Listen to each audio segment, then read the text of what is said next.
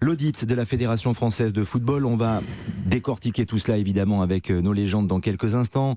Sortir quelques extraits d'ailleurs aussi de cette audit qui commence à fuiter, qui commence à sortir. Mais Cyril de la Morinerie du service des sports d'Europe 1, spécialiste de l'équipe de France notamment, est avec nous. Bonsoir Cyril de la Morinerie. Bonsoir Lionel, bonsoir à tous. Vous avez enquêté toute la journée. Qu'est-ce qu'il ressort de cet audit très attendu, commandité par le ministère des Sports? On sait qu'il n'épargne personne à la direction de la FFF et notamment Noël Le Graët, bien sûr, mais également Florence Ardouin. Oui, c'est un rapport provisoire de 28 pages qui n'épargne en effet personne. Il y a Noël Le Graët, bien évidemment, qui est cité dans ce rapport. Il y a 103 personnes qui ont été interrogées et donc 3 enquêteurs qui ont beaucoup travaillé, auditionné, interrogé des salariés de la Fédération française de football. Et des auditions donc, qui ont mis en lumière, je cite, une attitude problématique de Noël Le Graët, une attitude problématique vis-à-vis des femmes, un comportement irrespectueux de la dignité des personnes. La mission a recueilli plusieurs témoignages relatifs à des agissements susceptibles de recevoir une qualification pénale. Alors ces nouveaux éléments ont été envoyés à la justice qui a d'ores et déjà lancé une enquête visant l'actuel président pour harcèlement moral et sexuel. La mission de l'inspection générale appelle ainsi à la démission du dirigeant breton de 81 ans, considérant, je cite, qu'il n'est plus légitime dans ses fonctions. Ce rapport qu'Europe 1 a pu consulter met en évidence, c'est un pré-rapport bien évidemment, met en évidence une politique de lutte contre les violences sexistes et sexuelles à la fédération qui n'est ni efficace ni efficiente. On parle également de l'attitude de la directrice générale Florence Ardouin qui est pointée du doigt et qui a été mise à pied au début du mois.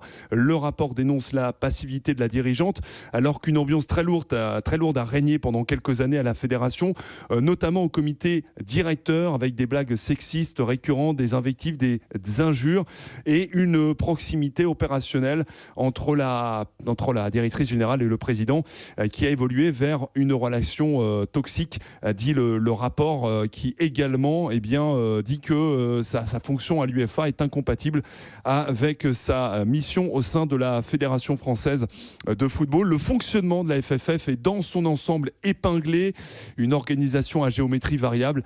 Les enquêteurs qui sont également rendus à Clairefontaine et maintenant, ils ont dans ce pré-rapport donner 18 recommandations, notamment réviser les statuts de la Fédération française de football et puis entreprendre rapidement des travaux pour définir une stratégie, un plan opérationnel de prévention et de lutte contre les violences sexistes et sexuelles.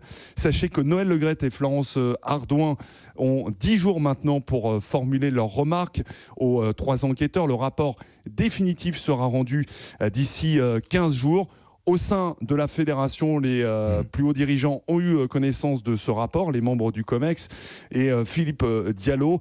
Et vu ce qui était inscrit sur ce rapport, certaines personnes pourrait demander évidemment la démission de Noël Le Graët, considérant qu'il n'est plus à même de diriger cette fédération. Il va y avoir donc un COMEX le 9 février prochain pour décider de la suite notamment de Noël Le Graët. Merci pour toutes ces précisions. Cyril de la Morinerie du service des sports d'Europe 1. Nous sommes avec nos légendes Alain Giresse, Jacques Vendroux, Thierry Bretagne et Michel Moulin.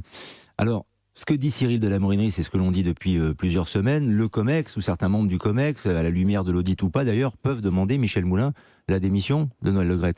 Mais ils ne le feront pas, puisque dans cet audit, il est précisé également que le COMEX est identifié, je cite, comme un lieu de constat et de consensus, et que le COMEX est lui-même visé par cet audit. Ça veut dire que tout le monde se tient, donc il n'y a aucun intérêt à demander la démission de Noël Le Graët. Non, ils sont tous complices.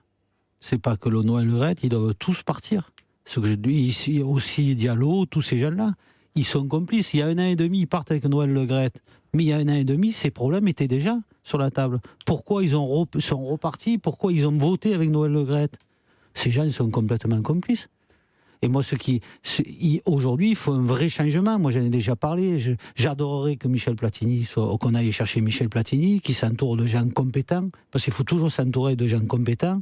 Mais les gens qui sont là aujourd'hui doivent tous partir. C'est pas que Noël Le Graët. Quand j'entends Mme Riera, qui est au COMEX, critiquer aujourd'hui Noël Le Graët, elle devrait avoir honte. Il y a 1 an et demi, ils faisaient les mêmes réflexions. Comment ils ont cautionné ce monsieur et comment il se cautionne? Et j'ai jamais entendu parler encore aujourd'hui. Moi, je suis au COMEX aujourd'hui. Je démissionne. J'ai le courage de dire je me suis trompé, parce qu'on peut se tromper dans la vie. Je démissionne avec ce que je lis. Il n'y en a aucun qui démissionne aujourd'hui. Mais il devrait avoir honte. L'image qu'il donne de notre football, de notre passion. Vous vous rendez compte, les amateurs qui payent leur licence pour tout ça, mais ils donnent une image, on ne devrait même pas en parler. Ça nous fait, enfin, moi, ça me fait peine autant que le Gazélec. Ils sont en train de tuer notre football. Je l'ai dit quand je me suis présenté, dans 10 ans, si ça continue, il n'y aura plus de football. Et on y va tout droit. Regardez l'image qu'on nous donne. Et là, quand les gens, j'entends parler Noël Le Graët, mais il me fait plus peine qu'autre chose, ce monsieur, aujourd'hui. Parce qu'aujourd'hui, tout le monde lui tape. Mais ils étaient au courant. Comment tous les présidents de ligue, parce qu'alors il y a le COMEX, mais les présidents de ligue, de district, ils ont tous voté à 76% pour lui. Je sais pas, moi. Donc il faut... Vous dites, non, mais ils sont complices, ces gens. Qu'est-ce qu'on interroge encore ces gens? Alors ce matin, j'ai lu d'ailleurs Madame Ardouin, l'avocate Madame Ardouin, qui dit c'est pas normal qu'on traite cette dame. Mais elle a traité les gens, mais 10 fois comme on la traite aujourd'hui. Elle devrait avoir honte, elle aussi. Elle lit dans l'équipe, elle dit c'est pas normal qu'on traite ma cliente comme ça. Ce qui est dit d'ailleurs sur les relations entre Noël Le Graët et Florence Ardouin, c'est ce que dit c'est ce qu'il y a dans le contenu de cet audit. Une proximité opérationnelle entre la directrice générale et le président a évolué de manière toxique. Ce qui se dit aussi, Michel Moulin, et je vous cède la parole et après je la fais circuler avec nos autres légendes, au sujet du COMEX, c'est que c'est une organisation, je cite encore une fois à chaque fois l'audit, une organisation à géométrie variable, marquée par une succession de crises. Le CODIR, le comité directeur, donc là ce sont des membres du COMEX, note que l'ambiance dans ce CODIR, au sein de ce CODIR, est sexiste et violente, et que la politique de lutte contre les violences sexistes et sexuelles dans le réseau fédéral n'est ni efficace ni efficiente. Démissionne. Et juste pour conclure, on ne peut pas prendre trop la parole, il y a M. Giresse au télé avec nous. Laissons le football maintenant aux footballeurs, aux gens qui ont managé des entreprises, qui connaissent le football. Ces gens sont là juste pour qu'on parle d'eux. Ils n'ont jamais joué au football pour la plupart de leur truc. Laissons une bonne fois pour toutes le football aux footballeurs. Monsieur Giresse, justement, qu'en pensez-vous de cette situation? On vous a déjà interrogé, je pense que le constat est le même, Alain, mais à la lumière de ce qui s'ajoute, ce qui se confirme plus exactement avec cet audit, quel est votre sentiment? Est-ce que vous aussi, vous êtes un peu dégoûté, comme Michel Moulin? Oui, bien sûr, parce que c'est la représentation d'une fédération, notre fédération, qui est quand même celle du football, dans un sport universel, et qu'on est la France avec des titres de champion du monde, et qu'aujourd'hui on voit comment, au niveau de la gouvernance, comment cela peut fonctionner, parce que nous sommes 2 millions de licenciés. Et il ne faut pas l'oublier. Et on a l'impression qu'à travers cet audit, c'est que on s'aperçoit que c'est pas le football qui était traité par la fédération dans son ensemble, mais c'était surtout, on voulait profiter de la représentation qu'est l'équipe de France et participer à tout ce qui a lieu grâce à l'équipe de France.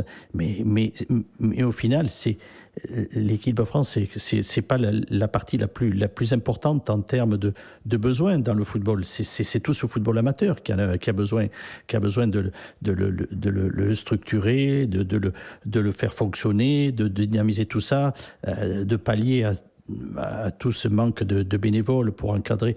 Il y a encore aujourd'hui, et je peux le constater puisque je côtoie des clubs amateurs, les clubs amateurs refusent des enfants parce qu'ils n'ont pas les moyens de pouvoir les accompagner.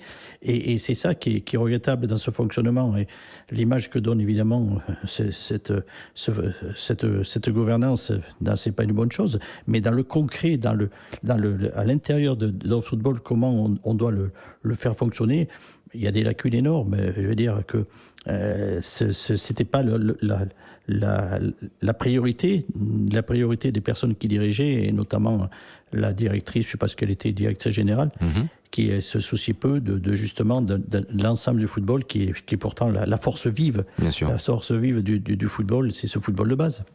Jacques Vendroux, à la lumière de cet audit que l'on développe, que l'on détaille, est-ce que les choses peuvent changer? Mais il faut que les choses changent. Oui, c'est-à-dire mais que c'est même pas la peine de... Est-ce que c'est possible, Jacques? Mais bien sûr que c'est possible. Tout est possible. C'est-à-dire que vous imaginez une démission collective du COMEX. Tout le monde démissionne.